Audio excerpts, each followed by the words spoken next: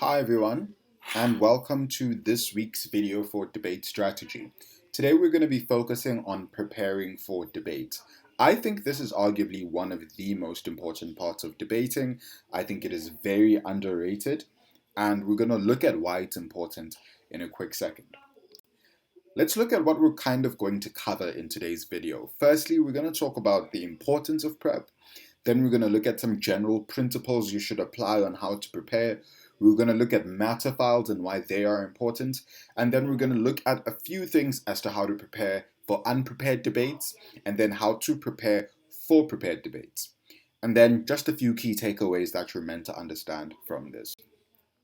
All right, first things first.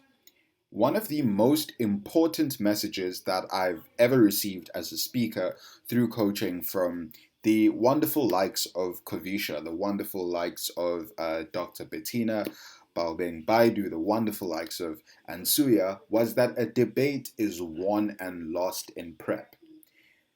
Whatever happens within that 30, 45, or even 60 minutes that constitutes your prep session specifically determines what is going to happen in the debate. Because you are not pulling ideas from the back of your toe when you're debating, you are taking the ideas from the prep session that you just had. So, the way in which you approach preparing for a debate is the way in which you win or lose debates. Keep this in mind for everything we're essentially going to be discussing.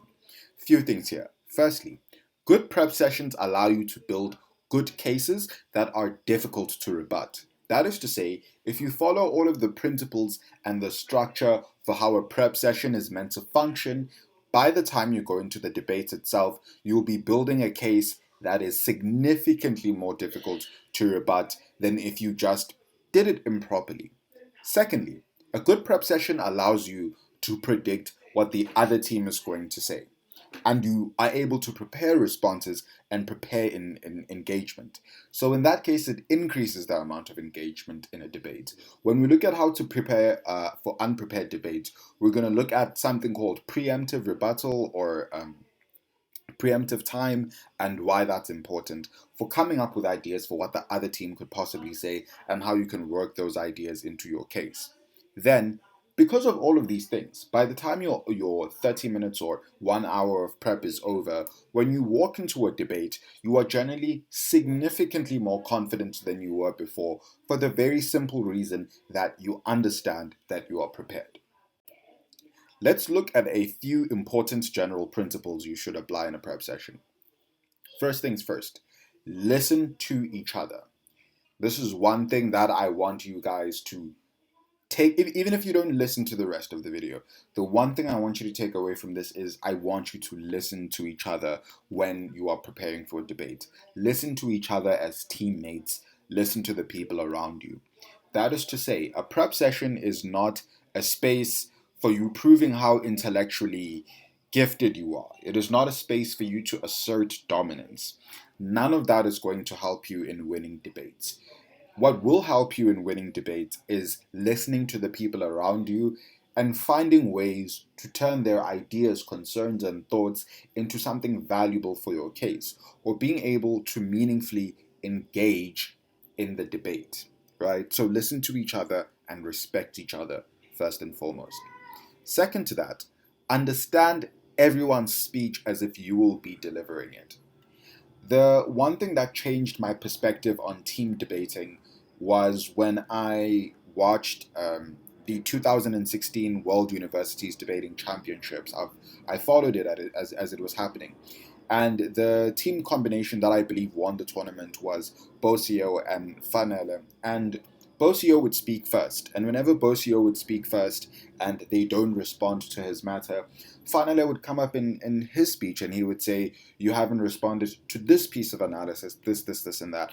And he would explain it in his own way while still supporting what Bosio had already said. That showed a level of uniformity as a team, but it also meant that he was able to apply himself critically to use the matter that was in the previous speaker's speech as a way to respond to another speaker. So, the only way we can do that is by understanding the speech of the other people in our team as if we will be delivering it ourselves. That is to say, If right now I say to you, if I say to you, your speaker or your speaker one, for one reason or the other, has to drop out because they can't debate today, you should be able to go, oh, I roughly understand their speech. Give me 15 minutes. I can probably, not even 15, 7 minutes, I can probably write up the speech and deliver it myself. Cool. Then from there, you have to apply yourself critically. When you are hearing ideas, think about how you are meant to categorize the ideas. When you hear an idea that you think is not cool or you think is bad, see if there's a way you can work the idea into the case such that you can find the intellectual value in the idea, even if you think it's like a boring idea or whatever the case may be. Because when everyone feels as if their ideas have been respected, they are more likely to cooperate in a debate and you are more likely to work better as a team. But also be able to provide constructive reasons as to why you don't want to include a particular idea, and don't just be disrespectful to other people in a team. An underlying thing that you don't see on these slides is respect for each other as human beings. That is absolutely important to a functional team of people who don't hate each other. Been on many teams where that was the case, where I just did not like the people around me. And I do not wish for anyone who has ever heard my voice in a coaching capacity to go through a similar experience. So always make sure that you are respecting each other. And then the fourth one is to keep a matter file, because all of you have very lovely and beautiful brains, but they don't have the capacity to store every piece of information you'll need for every debate. In the next slide, we're going to have a conversation about what are these matter files. So, what is a matter file? A matter file refers to a physical book or a file with written content from previous lectures, content sessions, and debates. Given that no technological devices are allowed in prep, this allows you to have a vast gallery you can look back on during unprepared debates, where you can pull examples, arguments, and content. So, when I was coaching the KZN senior delegation last year, there were teams that had matter files. What they would put in the matter files would be the PowerPoint slides from the presentations that I did with them, some of the notes that they have from the feedback that I give them for each debate, and they would go into prep with this big matter file with all of this information so that they have something to use for examples and things of that nature. Matter files are important for a variety of reasons. The first one is that it's just good for generating arguments. So if you've received a video that explains how biotechnology works, when you get a motion about gene editing, you can go to that particular content session and the slides on it and find information that might spark something in your brain and allow you to come up with new, different, and better ideas than you would have had without it. So that's how it allows for matter generation. Secondly, it allows for you to find examples. Often, a lot of the lessons we provide you with are riddled with examples, statistics, and pieces of information that you can use as evidence for your cases and for your arguments. This is important for you to utilize, and utilize effectively, in fact, because you can also show that you have evidence for a lot of your arguments. You may not remember the statistic down to the decimal, but you know what will? The page that is in your matter file. So it's important for you coming up with examples as well. It's also important for constructing context. If you've watched the video on speaker roles, we've briefly covered context, and in the next installment of the course, we're also going to cover context and case construction in a lot more detail. But in order to construct a context, which is basically you answering why are we having this debate, you are telling me a backstory of why the motion is relevant. All of that information as to why the motion is relevant would probably be covered in a lecture or a document or a video or a PowerPoint slide. And all of that information you can simply lift from the page and just say it in your debate. And by then, you are literally getting speaker scores for lifting information that you've been already provided with, right? So you construct your context using the information that's in your matter file, and that's very important. And the fourth one is that it strengthens your own understanding of topics. The one thing I always want to drive home, and I say this when I coach as well, it is that specifically when I'm coaching in schools, it is that I don't want to hear anyone speak if they don't understand. I don't want you to read something off the internet. I don't want you to read something off of your page. I want you to understand what you are meant to say and then explain it to me. Because the way that we relate to each other is being able to explain things to each other in a way that a human would understand. People who sound like robotic public speakers are not people who achieve great things in debating. That's really not the case. It is your ability to connect with humans. So at the point where you understand the information in this matter file and you are able to consistently refer back to it, then you strengthen your understanding of these topics and you are able to engage more critically and more relatably when you're in debates as well. So these are the reasons why matter files are important.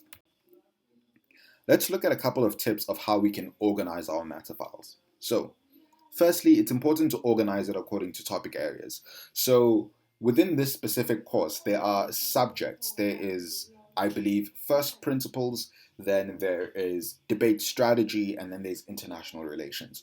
So, your matter file can be segmented according to that as well. And then when we look at the intermediate course that's going to be coming soon as well, there's also economics, politics, identity politics, or social justice. So sectioning off your matter file according to each of these topics so you know where to find information that you think is important. That is a really interesting way and a really efficient way of keeping a matter file. Secondly, keep the information easily readable, right? So don't just lift something as it is and write a complex explanation. This is all very much linked to the idea of understand the material. Keep the information you have in your matter file as readable as possible, because when you're in prep for 1 hour, right, you're preparing for the debate, or even for 30 minutes, you don't have time to go through the entire international relations section of your matter file to get to the relevant information. Make it such that you can skim through the information and you can easily access the information that you need. You are able to skim through understanding the topic and writing in shorthand, or being able to summarize the slides and information that you are given. That's how you do that. Later on in this presentation, in a few minutes, we're going to encounter a prep structure. Part of that prep structure is something called silent prep, which is where you sit on your own and you come up with ideas for the motion. This is the part, or that's the section of your preparation time where you should read your matter file. So you read it during that time, you skim it for information to add to your argument or to add to examples. So once you've done that, you've bolstered your case, you have the context, you have the argumentation, you have the examples and the statistics, then you're ready to enter a more fruitful and valuable discussion. All right.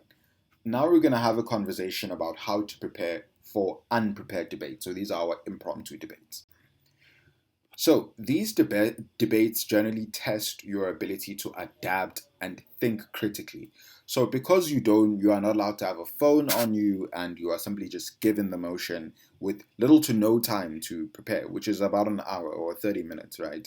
So it is something where you have to apply your critical thinking. And the idea here is that the more you do it, the better you will get at it. And these are often more common the higher up you go, except at World Schools Debating Championships, where 4 of the preliminary rounds are prepared and the other 4 are unprepared. So then there's equivalence there. But for the purposes of the South African debating circuit, majority of the rounds you will encounter will be unprepared. So these are the types of debates you want to be preparing for. So the first thing that's important here is the idea of matter generation. So this refers to how you are going to come up with ideas for your side of the motion. And there are 3 very simple strategies that you can kind of make use of. We're going to cover matter generation in a lot more detail a bit later in the intermediate course, but I want you to understand the basics of it before we get to the intermediate level of working. The first thing you do is you write down the main ideas that pop into your head about the motion. So obviously, as soon as you get a topic, you have thoughts. Oh, this is what I think it's about. Oh, that's what I think it's about. The first thing you want to do is make sure you write those ideas down.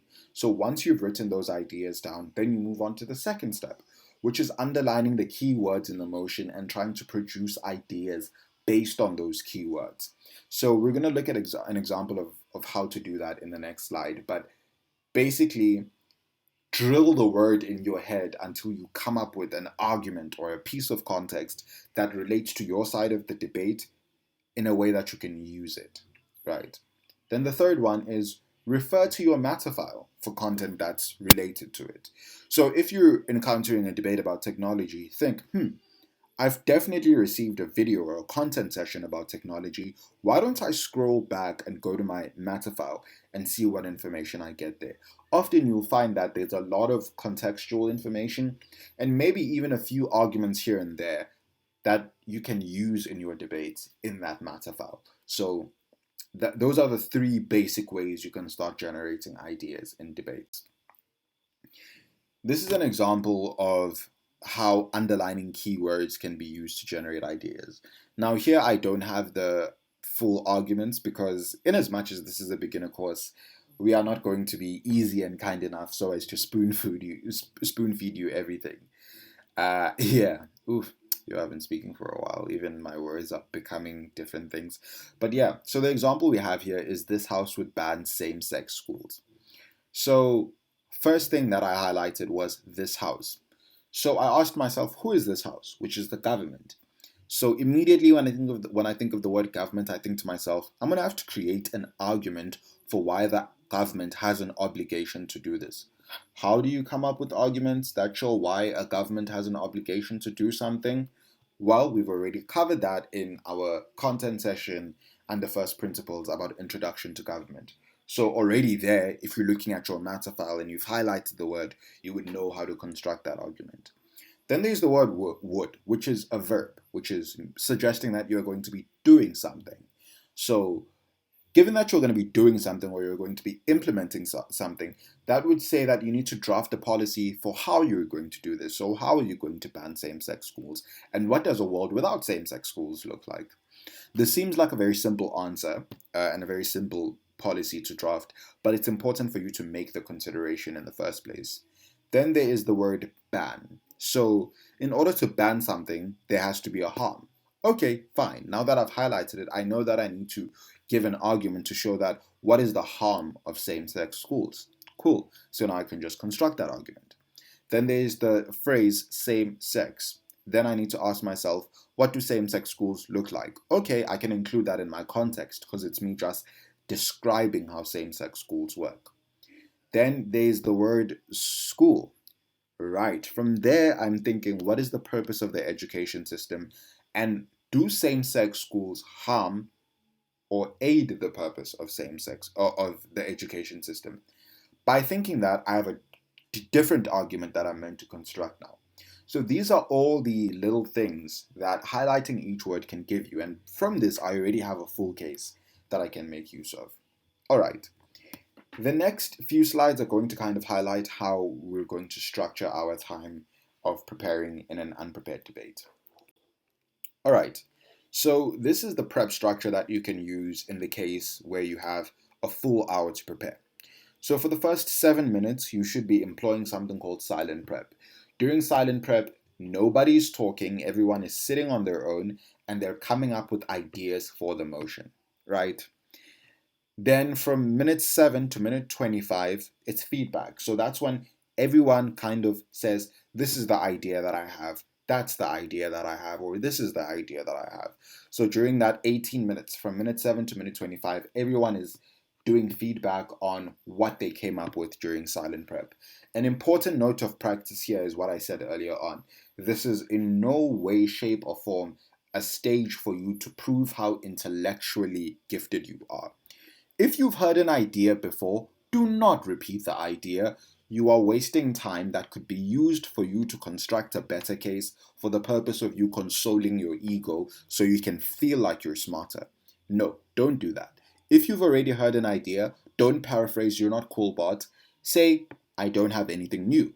or simply add in whatever new information that you have and don't waste a lot of time on that.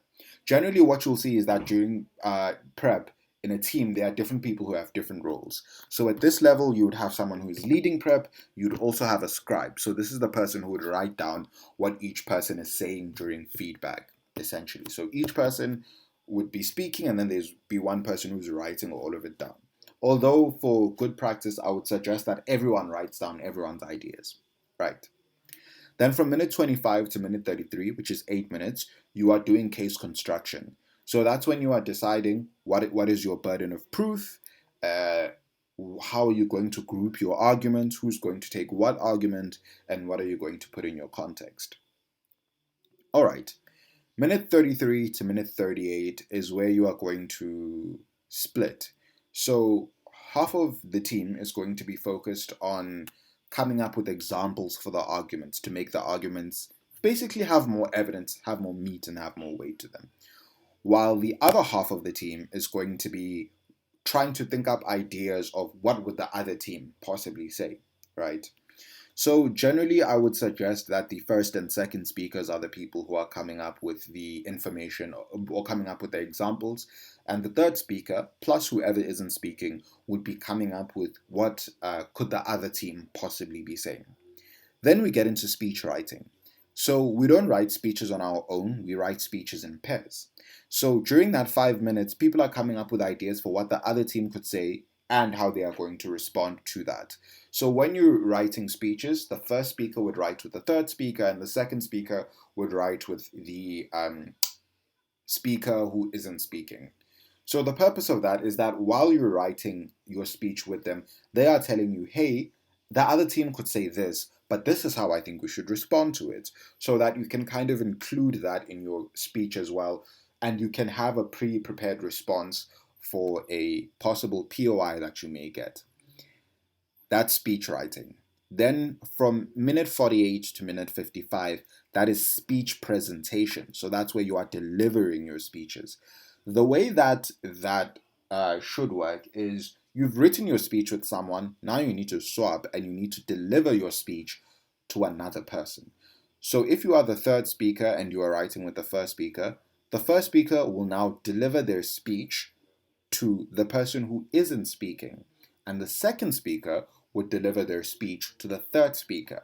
This process makes it such that everyone gets an input in what your speech is and how it sounds, and also that everyone knows exactly what is in your speech before you even deliver the speech in the debate itself. So that is to say you are fully prepared and everyone around you is also prepared for the debate that's about to happen. Then from minute 55 to minute 60, you are walking to the venue and you are also thinking of your introduction and you are giving people feedback on the speech that they just delivered, things that they need to change, things you don't like, all of the above. You're doing all of that while you're walking to the venue. And that is a full and succinct hour of well-used preparation time. All right, and then when we look at a 45-minute prep, still very much the same. You have a lot of the same ideas.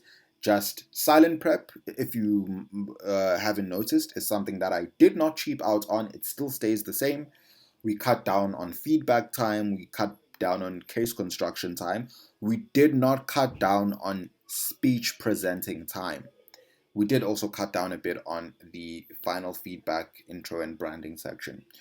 The reason why I'm saying all of this is so you understand that I'm not cutting down on silent prep and I'm not cutting down on speech presentation.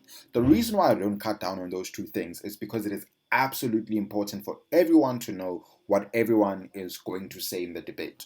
So whatever the case may be, whatever you need to cheap out on in prep, cheap out on it, but let that not be your speech presentation time or your silent prep, or else you will have half-baked ideas and you'll have no idea who is or what people are going to say when they're speaking. So make sure those two things are always respected. Then in a 30-minute prep session, we cut down a bit on silent prep, obviously because it's like half the original time, and we don't have speech delivery anymore. Obviously, this is not an ideal set of circumstances, because we always want to hear what the other people are going to say, but everything else remains the same. All right, let's look at how to approach prepared debates. For me personally, and I know that this is something that might be a controversial opinion, but I prefer prepared debates as opposed to unprepared debates. So these are debates where you are given the motion well beforehand, and you basically have to prepare. The reason why I prefer them, and I always hated them up until I went to Worlds, was that you don't understand the value of having an informed conversation until you are having an informed and engaging conversation. I think with unprepared debates, very often it's just people going off of ideas they think are correct because they have no way of researching and fact checking this information in real time. But with prepared debates, you are going in informed with a clear understanding of the world, and all you have to do is just exchange ideas in a respectful manner. The reason why prepared debates have a horrible rep within the debating space is because people stick to their research and they think it's a speech contest and they don't care to debate.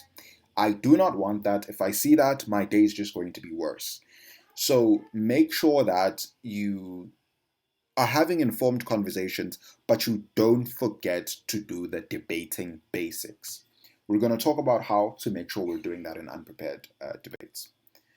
First things first is that we are going to approach it like an unprepared debate. So that is to say, you are going to have your 1 hour prep time with your team. Before you do any research, before you even touch anything, you will look at the motion and you are going to do a normal, impromptu, unprepared debate type prep session. Then you're going to come up with a case. Once you have came up with the case, I don't know, maybe you have a big enough squad that you can do a mock debate with another team.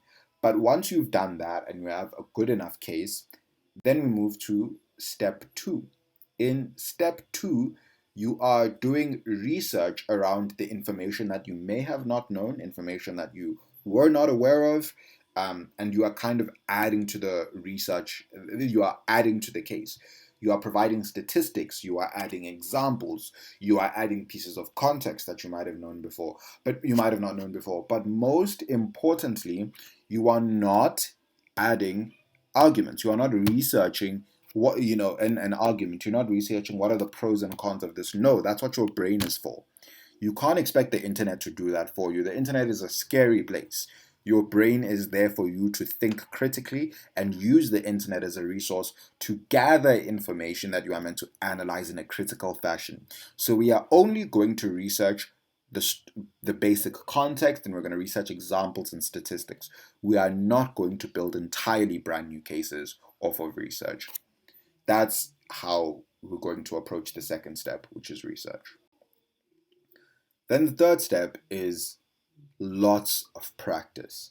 Once you've built your case, you've done your research, and you've adjusted your speeches to reflect that research, the third step is that you practice your speech multiple times. And you don't only practice your you don't only practice while reading. No, you practice that your tone is correct, your inflection is correct. You practice that, you make sure that you're using the right words and the most effective words.